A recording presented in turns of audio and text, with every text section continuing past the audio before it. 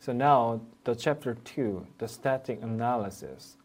So learning objective is the definition and importance of static analysis and defect that can be detected by static analysis. So I'm going to talk about the static analysis checker that can, what they can detect or why they detect the defect as a defect through the static analysis checker.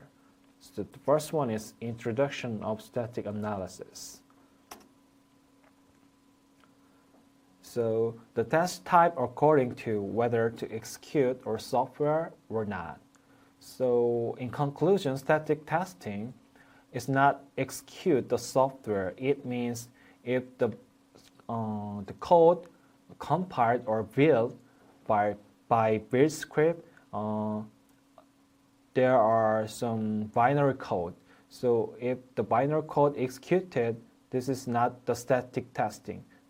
This is not the static. So I'm going to tell you the static testing. So without executing the software, not the executed the binary code. So mainly focused on the examination of the code or other project document, including requirement, spec, or what else. And it can be performed manually, but it's very slow. You guys cannot check line by line because it's very hard to examine, because line of code of our LG development code is almost 50,000 line of code or more than. So very large size software that can the source code, the largest source code have to use static analysis tool using like Cavalry or Cloudworks. So you guys don't have to look the source code line by line to detect the defect. You just use source code development, software development, and just use static analysis tool automatically. And static testing benefit is early defect detection and correlation. So when you use this static testing, the quality cost is going to be down. And static testing is based on the white box technique because you have to use the source code and you have to, when you correct the source code, you have to read the source code what the defect is. And in dynamic testing, the dynamic testing execute the software.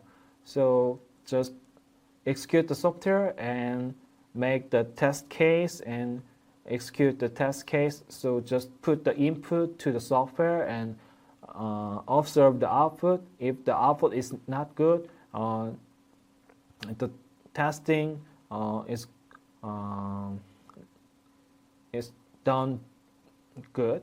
But so in the dynamic testing in RGE may performed by DQA, development team, or a development quality assurance team usually do this dynamic testing. So in conclusion, both are static and dynamic testing are complementary. So which one is better?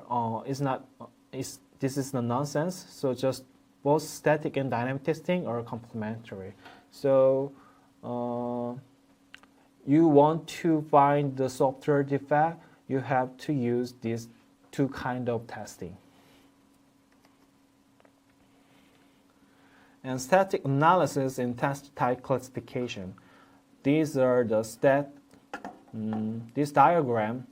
The left side is static testing and right side is dynamic testing. And black box and white box testing here. But static analysis is a static testing and also white box testing, because don't execute the binary code, and you have to know the software structure and code base. So if what static analysis really do is coding rule check and fault detection is code metric estimation like cyclomatic complexity or his metric. And coding rule check is can source C or MISRA C, C++. And fault detection is using static analysis checker such as null point dereference and resource leak. So what is static analysis? It's just find potential defect in source code by a tool. The potential defect is going to be a large failure to our product. So prevention the failure, you have to find more potential defect in your source code and correct it. So mainly the static analysis do build process comprehension and code complication and syntax analysis and data flow analysis on the control flow graph and symbol logic. All stuff are using the static analysis engine, and they can find the source code defect. So in VC, static analysis is defined as an activity to detect potential defect in source code, not a his metric or cyclometrics. So we just focus on the coding law and source code defect. So in a testing theory, all static review activity covered by tool are called as static analysis. So we are using static analysis tool, which is a Coverity. We use this tool on the static analysis. And so, in conclusion, static analysis is an activity that identifies potential defect in source code and coding law violation through the tool. So the earlier problem defect is found, the less cost to fix, because if the product shipped to the customer, if the product doesn't work on the field, we have to repair it. So these are very expensive. So in the development stage, we have to focus on the static analysis and find the potential defect and correct it. It's the very important thing to static analysis to make the software is perfect. Defect type covered by static analysis. So static analysis defects, significant defect, and program errors. So these are the defect category, but not only this category, but also there are lots of category defined by tool manufacturer. So I just represent the significant defect. In this defect, the buffer overflow is very high risky defect because it's going to be program hang. And memory leaks also. The memory, when the memory leaks, there are resources. We cannot use the resources, reuse the resources. So memory leak is very high risky. And null point references is also very high risky defect because when trying to dereference the null pointer, the program is going to be stuck. So I'm gonna tell some defect type to the next page. And before we going that, so there are benefits of static analysis. So first one is early detection and correlation.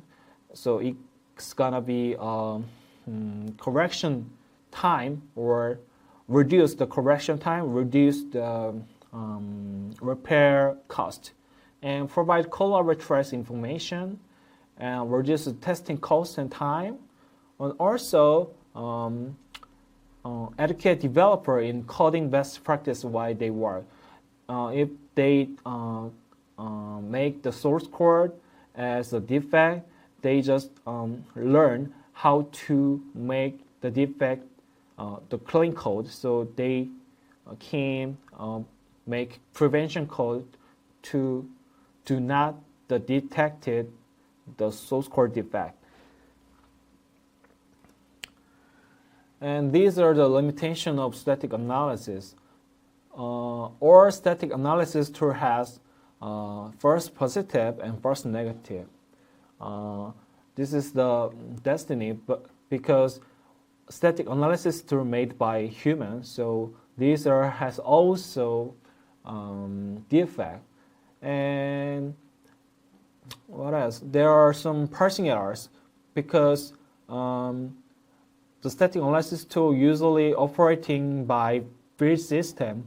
If the build system can recognize what they parse some software, but the static analysis engine cannot parse the source code, the parse error is occurred. So that part of source code cannot analyze. So that's gonna be called, we recorded as false negatives. So actually don't reach the 100% full code coverage and produce false alarms. These weaknesses can rise developer doubt on static analysis effectiveness because they review the first positive is very useless time, and they don't want to review it to which one is first positive, which one is real bug. They don't want to. They just focus on the real bug, not the first positive. So this is just some argument point. And these are limitations of static analysis in continuous integration. So in VC, we have just one coverability analysis license.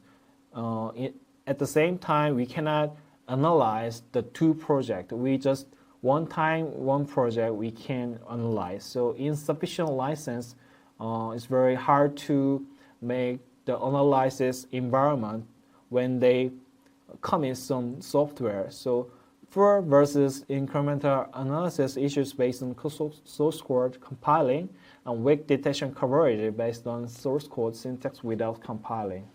If you want to check your software defect locally, you can use the code vector developed by LGE.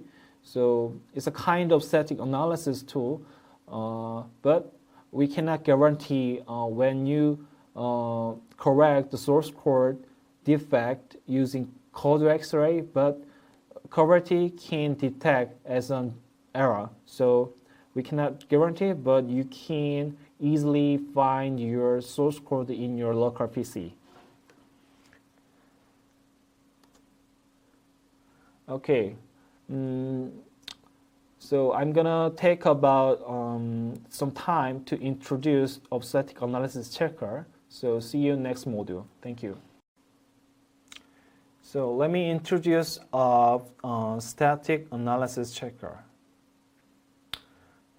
In this page, the most detected issue in VC static analysis since 2016 June 1st. So at that time, we have a lot of projects on the coverability. We just export the result, which checker is more occurred than the other checkers. So I ranked the top 5 checker by product type and accumulated. So the rank is this. The first rank is resource lake, and second is uninitialized constructor, and it's the same. Check the return and uninitialized, and that code and overrun. These checker detected software defect almost of 43% of total defects. So these are amazing. Just top 6 checker detect for 43% of total defect. So I'm gonna tell what the checker is, what the checker detects some defect. So the first one is a resource leak. So the issue is leak of memory or pointers to system resources. So when you do resource leak, the effect is the system resource will not be reclaimed and reused, and reducing the future availability of the resource. So for example, in this function, the p, when you use malloc function, just allocate some memory and assign to memory to void pointer p. So if this if sentence condition is true, maybe just don't free the p and just close this function to use return sentence -1. So in this condition, you didn't put the free sentence. So in this case, p is leaked. So the resource leak checker detected it as a resource leak. And the second example is this. In this function, some memory allocated and assigned to P and Q. And in this if condition, maybe if condition is true, they just terminate the function using return -1 sentence. They don't free the memory because the free sentence is here, not in this if condition. So in this case, P or Q may be leaked if other is not. So resource leak checker detected some resource leak example. So you guys have to be careful when the memory allocated to the other pointer, and if you allocate the memory, you have to free the memory. This is the basic. And the second one, uninitialized constructor. When the issue is a scalar field is not initialized by the constructor. So the effect is the field will contain an arbitrary value left over from earlier computation. So for example, in this class, in this constructor, they have the member variable, which is type is int. So m_a, m_b, m_c is a variable of member of constructor, but in this function, they use member initializer. So m_a is initialized to a, and in this constructor, they call the init function, and init function initialize m_b to 0, but there is no m_c initialized sentence. So in this case, on init_c2r checker detected as a defect.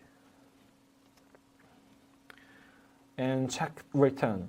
The issue is value returned from a function is not checked for errors before being used. So if the function returns an error value, the error value may be mistaken for a normal value. So the computation result is wrong. So maybe development didn't intend to work this result, but the result can happen. The wrong result can happen. So for example, in this function 1, function with error code function called and returns some value. The value type is integer. So the assign RV variable to assign RV variable. In this sentence, if condition check the return value using handler_error function, and in this case also check the return value using the if sentence, and in this function also you check the return sentence using if condition. But in this case, they just call the function and doesn't check the return value. There's no check function or no check if condition. So function return code is usually checked. In this case, checker detect it as a defect. Uninitialized. Issue is use of an uninitialized variable, and effect is the variable will contain an arbitrary value left from other computation. So, for example, in this function, int x doesn't have any initialized value. So if this condition sentence is true, return C. It's okay because we just get from the C value from the color, but in else sentence return X, but we don't know what the X is, what the X value is, so X is not initialized. In this case, this checker detected as a defect. And the second example is in this function, int pointer X, and if the condition is true, X assigned C address to X, but if not, they just call the use function using parameter variable X, but we don't know what the X is. So in this case, this is not uninitialized. And the last one is in this function, int array x4 is assigned a declared, but in this sentence, we don't know what the x index 1 value, but they just use x index 1 value and assign to result variable. So this is the init checker detected as a defect use of uninitialized value.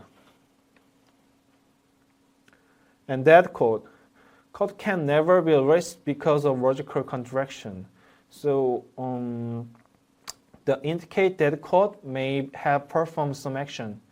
That action will never occur because the developer intended to some work. But if the sentence or if the software source code doesn't work, the developer can get the output. So that code is very dangerous. So when that code checker detects the defect is this. Maybe in this function, in this if condition, P check the null. So if P is null, they just terminate the function and return -1. But in this sentence, P always doesn't, P cannot be null, but they just check the P is null. So this is the dead code because P cannot be null, so this if condition cannot be true. So this is the dead code. So when this case occur, that code checker detected as a defect. And the second one is in this condition P. In this condition cannot be true. This is always false. So if they do some other work using this function, the function cannot be called because this is not this is the dead code. So in this case, that code checker detect as a defect. Overrun. So out of bounds read from a buffer. So in fact, incorrect value read from different memory region will cause incorrect computation. So for example, we allocate memory to buffer, variable and using for loop.